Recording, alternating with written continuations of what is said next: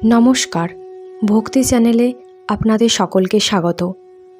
পাঠ করে শোনাচ্ছি শ্রীমকথিত শ্রী শ্রী রামকৃষ্ণ কথামৃত। ত্রেতায় শ্রীরাম, দাপরে শ্রীকৃষ্ণ, কলিতে শ্রীরামকৃষ্ণ। শ্রী শ্রী রামকৃষ্ণ কথামৃত।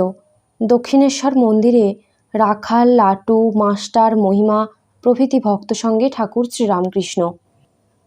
ঠাকুর মহিমাচরণের সহিত কথা কহিতেছেন।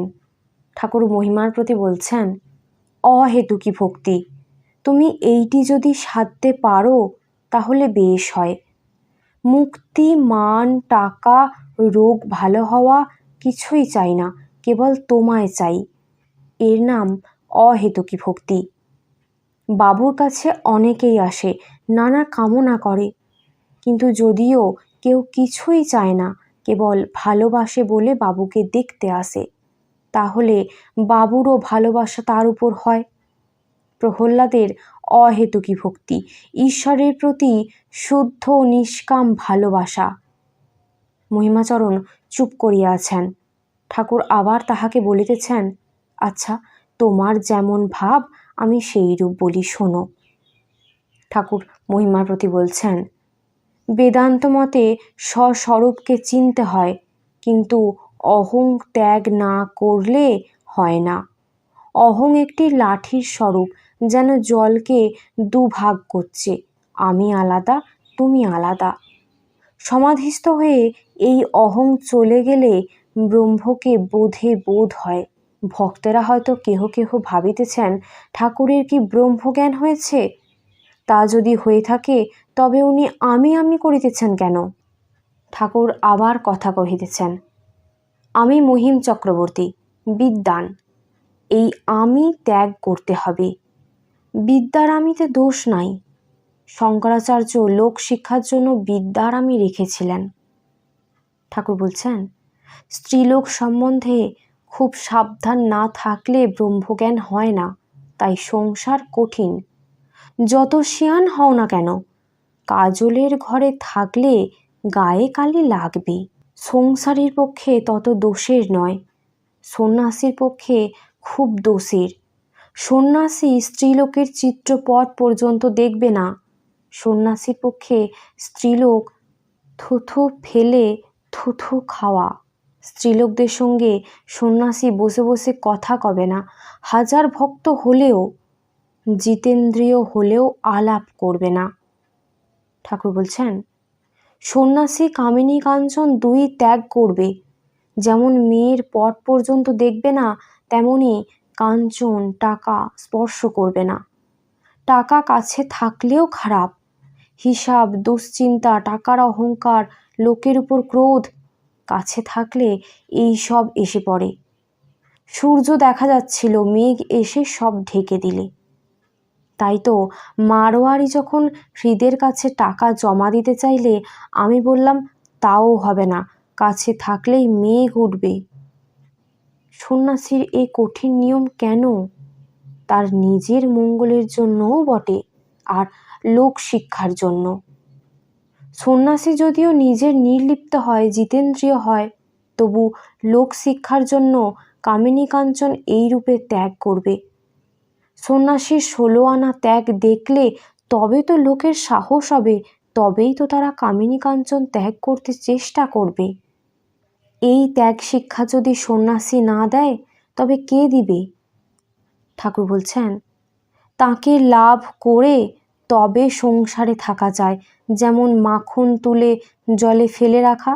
জনক ব্রহ্মজ্ঞান লাভ করে তবে সংসারে ছিলেন। জনক দুখান তরবার ঘোরাতেন জ্ঞানীর। জনকের মতো জ্ঞানী সংসারী গাছের নিচের ফল, উপরের ফল দুই খেতে পারে। সাধু সেবা, অতিথি সৎকার এসব পারে। মাকে বলেছিলাম, মা, আমি সুটকে সাধু হব না। ব্রহ্মজ্ঞান লাভের পর খাওয়ারও বিচার থাকে না। ব্রহ্মজ্ঞানী ঋষি ব্রহ্মানন্দের পর সব খেতে পারত, শূকর মাংস পর্যন্ত। ঠাকুর মহিমার প্রতি বলছেন, মোটামুটি 2 প্রকার যোগ, কর্মযোগ আর মনোযোগ। কর্মের দ্বারা যোগ আর মনের দ্বারা যোগ। ব্রহ্মচর্য, গার্হস্থ্য, বানপ্রস্থ আর সন্ন্যাস। এর মধ্যে প্রথম তিনটিতে কর্ম করতে হয়। সন্ন্যাসীর দণ্ডকমণ্ডল ও ভিক্ষাপাত্র ধারণ করতে হয়। সন্ন্যাসী নিত্য কর্ম করে, কিন্তু হয়তো মনের যোগ নাই, জ্ঞান নাই, ঈশ্বরে মন নাই। কোনো কোনো সন্ন্যাসী নিত্যকর্ম কিছু কিছু রাখে লোক শিক্ষার জন্য। গৃহস্থ বা অন্যান্য আশ্রয় যদি নিষ্কাম কর্ম করতে পারে, তাহলে তাদের কর্মের দ্বারা যোগ হয়। পরমহংস অবস্থায় যেমন সুখদেবাদির কর্ম সব উঠে যায়, পূজা, জপ, তর্পণ, সন্ধ্যা, এইসব কর্ম। এই অবস্থায় কেবল মনের যোগ। বাইরের কর্ম কখনো কখনো সাধ করে লোক শিক্ষার জন্য, কিন্তু সর্বদা স্মরণ মনন থাকে। কথা কহিতে কহিতে রাত 8টা হইয়াছে। ঠাকুর শ্রীরামকৃষ্ণ মহিমাচরণকে শাস্ত্র হইতে কিছু স্তবাদি শুনাইতে বলিলেন। মহিমাচরণ একখানি বই লইয়া শুনাইতেছেন। অগ্নির দেব দ্বিজাতীনাং মুনীনাং হৃদি দৈবতম প্রতিমা স্বল্পবুদ্ধিনাং সর্বত্র সমদর্শিনাম। অর্থাৎ ব্রাহ্মণদিগের দেবতা অগ্নি, মুনিদিগের দেবতা হৃদয়ের মধ্যে, স্বল্পবুদ্ধি মনুষ্যদের প্রতিমাই দেবতা, আর সমদর্শী মহাযোগীদের দেবতা সর্বত্রই আছেন। সর্বত্র সমদর্শিনাম। এই কথা উচ্চারণ করিবা মাত্র ঠাকুর হঠাৎ আসন ত্যাগ করিয়া দণ্ডায়মান হইয়া সমাধিস্থ হইলেন।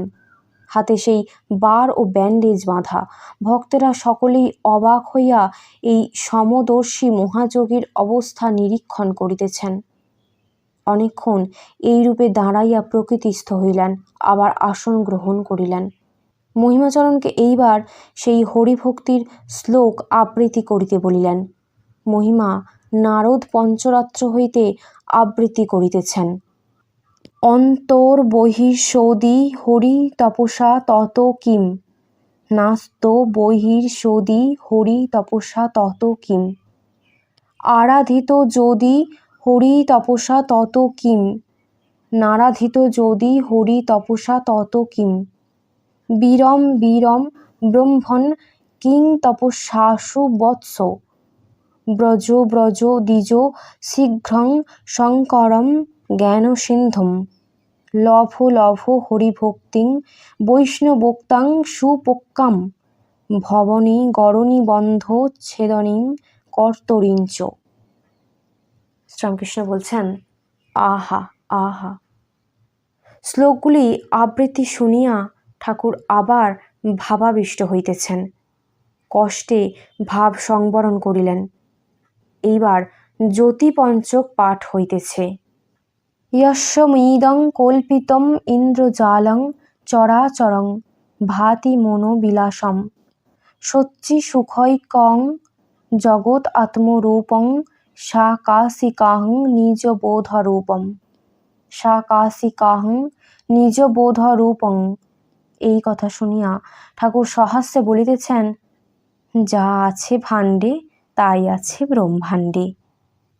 এইবার পাঠ হইতেছে নির্বাণ ষটকম। মনো বুদ্ধ্যহংকার চিত্তানি নাহম,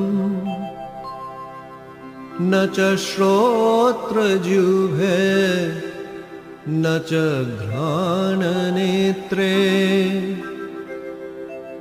ন চ ব্যোম ভূমির্ন তেজো ন বায়ুঃ, চিদানন্দরূপ শিবোহম শিবোহম, চিদানন্দরূপ শিবোহম শিবোহম। যতবার মহিমাচরণ বলিতেছেন চিদানন্দরূপ শিবহম শিবহম, ততবারই ঠাকুর সহাস্যে বলিতেছেন, নাহং নাহং তমি তমি চিদানন্দ। মহিমাচরণ জীবন্মুক্তি গীতা থেকে কিছু পড়িয়া ষটচক্র বর্ণনা করিতেছেন। তিনি নিজে কাশীতে যোগীর যোগ অবস্থায় মৃত্যু দেখিয়াছিলেন বলিলেন। এইবার ভূচরী ও খেচরী মুদ্রার বর্ণনা করিতেছেন ও শাম্ভবী বিদ্যার। সাম্ভবী, যেখানে সেখানে যায়, কোনো উদ্দেশ্য নাই। মহিমা বলছেন, রামগীতায় বেশ বেশ কথা আছে। শ্রীরামকৃষ্ণ সহস্রে বলছেন, তুমি রামগীতা করছো, তবে তুমি ঘোর বেদান্তি। সাধুরা কত পড়তো এখানে। মহিমাচরণ প্রণব শব্দ কীরূপ তাই পড়িতেছেন। তৈলধারা বিচ্ছিন্নম দীর্ঘ ঘণ্টা নিনাদবৎ।